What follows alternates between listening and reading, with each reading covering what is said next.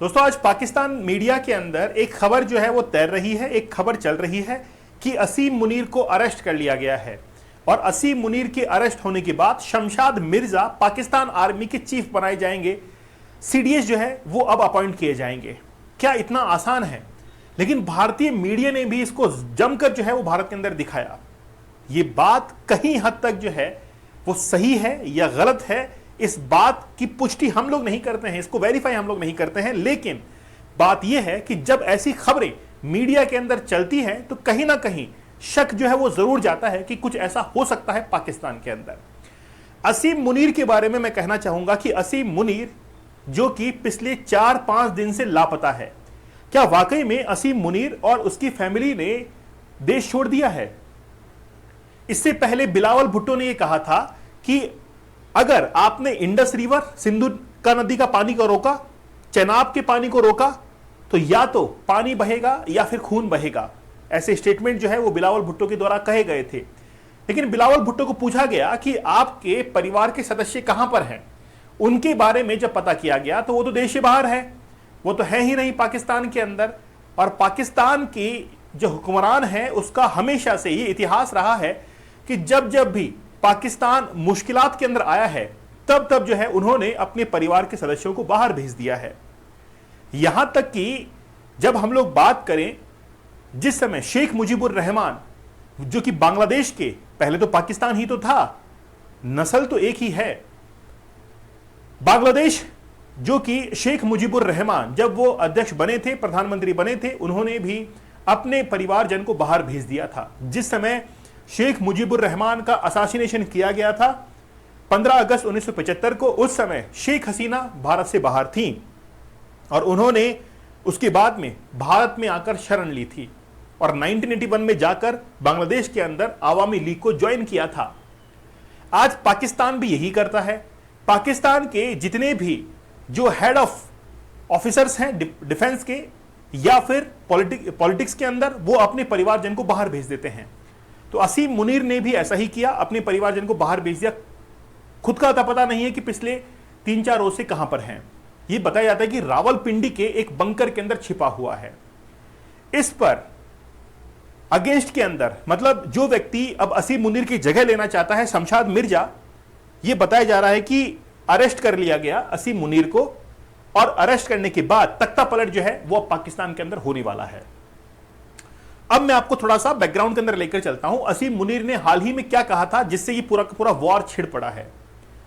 22 अप्रैल को जिस समय पहलगाम अटैक हुआ, उससे 15 दिन पहले ही पाकिस्तान ओवरसीज एक समिट कंडक्ट करवाई गई थी उन पाकिस्तानियों के लिए जो कि विदेश के अंदर रहते हैं। उस समिट के अंदर असीम मुनीर ने यह कहा था कि हिंदू और मुस्लिम दोनों अलग अलग हैं, दोनों के खून अलग अलग हैं, दोनों के कल्चर अलग अलग है और पाकिस्तान केवल मुस्लिम के लिए है, हिंदुओं की यहां पर जगह नहीं है। उसका यह मैसेज जा रहा था।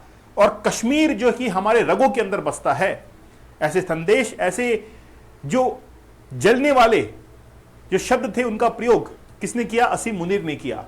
इससे जो दूसरे लोग थे, खासतौर पर टेररिस्ट जो थे, उनको यह इंडिकेशन मिल गया कि अब जो है वो कुछ हो सकता है। 22 अप्रैल को टेररिस्ट के द्वारा पहलगाम का अटैक हुआ और उस समय धर्म पूछा गया कि हिंदू है कि मुस्लिम है, क्योंकि वो धर्म पूछने की कवायद पहले से ही शुरू हो चुकी थी।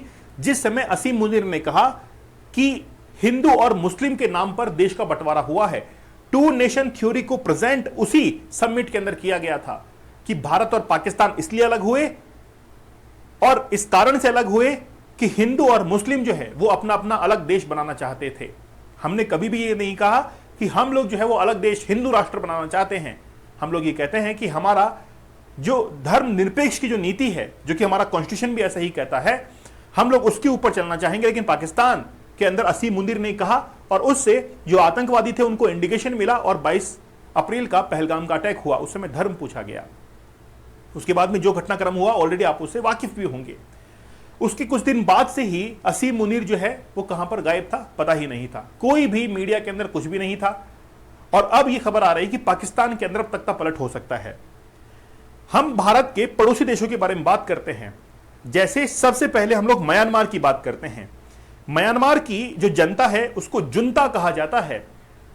म्यांमार के अंदर जो पार्लियामेंट है वहां पर 25% सीट्स जो कि मिलिट्री के लिए रिजर्व हैं। जब म्यांमार के अंदर इलेक्शंस हुए नवंबर 2023 के अंदर, उस समय वहां की आर्मी को यह लगने लगा कि कहीं ना कहीं उनके साथ में डिस्क्रिमिनेशन हुआ है और आर्मी ने यह कहा कि हमारी 25% सीट्स आनी चाहिए थी, वो क्यों नहीं आई, हम लोग सीट से क्यों नहीं जीत पाए।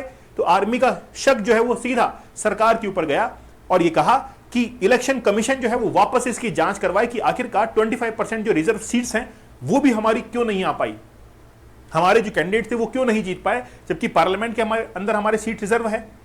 तो फिर आर्मी ने वहां पर एक टारगेट दे दिया 2 फरवरी का कि अगर 2 फरवरी 2024 से पहले पहले अगर कुछ नहीं हुआ तो हम लोग तख्ता पलट कर देंगे, यहां पर मतलब कू लगा देंगे। कू मतलब सैनिक शासन, और म्यांमार के अंदर हुआ भी ऐसा ही कि वहां पर कू लगा और तख्ता पलट हो गया। उसके बाद में हम लोग बांग्लादेश के ऊपर आते हैं जो कि उसका पड़ोसी देश है। बांग्लादेश के अंदर जिस समय शेख हसीना की सरकार थी उस समय अमेरिका ने यह कहा था कि हमको सेंट मार्टिन आइलैंड चाहिए। इस पर शेख हसीना ने कहा कि हम लोग व्हाइट मैन को कभी भी बांग्लादेश के अंदर एंट्री नहीं देंगे, अमेरिका को कभी भी सेंट मार्टिन आइलैंड नहीं दिया जाएगा as a use of defence purpose. इससे अमेरिका नाखुश हुआ और अमेरिका को यह लगने लगा और यह इंडिकेशन दे दिया गया कि अब बांग्लादेश के अंदर कुछ भी हो सकता है। और उसके महज और महज 3 से 4 महीने बाद 5 अगस्त 2024 को बांग्लादेश के अंदर तख्ता पलट कर दिया गया और बांग्लादेश के अंदर सरकार बदलकर सैनिक शासन वहां पर आ गया। अब बारी है पाकिस्तान की। पाकिस्तान के अंदर भी अब तख्ता पलट जो है वो जल्द ही आपको देखने को मिलेगा और मैं ऐसा इस बेसिस पर कह रहा हूं क्योंकि पाकिस्तान के प्रधानमंत्रियों का यह इतिहास रहा है कि वो अक्सर जेल में गए हैं और जब सत्ता को संभालने वाला कोई नहीं रहता है तो आर्मी वहां पर टेक ओवर करती है, कू करती है और शासन को संभाल लेती है। तो वहां पर डेमोक्रेसी जो है, तख्ता पलट, वो जल्द ही आपको देखने को मिल सकता है। इस बात से आप भी एग्री करेंगे। अब भारत ने कहा कि पाकिस्तान के अंदर जिस तरीके के हालात हैं, पाकिस्तान के अंदर जल्द ही जो है वो कू लग सकता है, सैनिक शासन वहां पर आ सकता है। इसी बात को जब मिर्जा ने सुना, शमशाद मिर्जा ने सुना, तो उसको लगा कि यही सही मौका है, मैं अब नवाज शरीफ जो है उसको हटाकर सैनिक शासन वहां पर कर सकता हूं। और इंडिकेशन मिलना शुरू हो गए कि पाकिस्तान के अंदर अब जो है वो सैनिक शासन लगने वाला है और असीम मुनीर को हटाकर शमशाद मिर्जा अब जो है वो क्या बन सकता है, वहां का आर्मी चीफ बन सकता है। लेकिन बात यह है कि असीम मुनीर वाकई में जो है उसको अरेस्ट कर लिया गया है, इस बात को वेल तरीके से वेरीफाइड नहीं किया गया है, लेकिन आगे आने वाले समय के अंदर ऐसा हो सकता है, पॉसिबिलिटीज हैं। मीडियाज जब इस चीज को दिखाते हैं तो वो वेरीफाइड करके नहीं दिखाते हैं और इस बात की पुष्टि जो है वो हमारे चैनल के द्वारा भी नहीं की जा रही है। जो खबरें तैर रही थी उसके बेसिस पर यह जरूर अंदाजा लगाया जा सकता है कि वहां पर कू लग सकता है, सैनिक शासन वहां पर लग सकता है।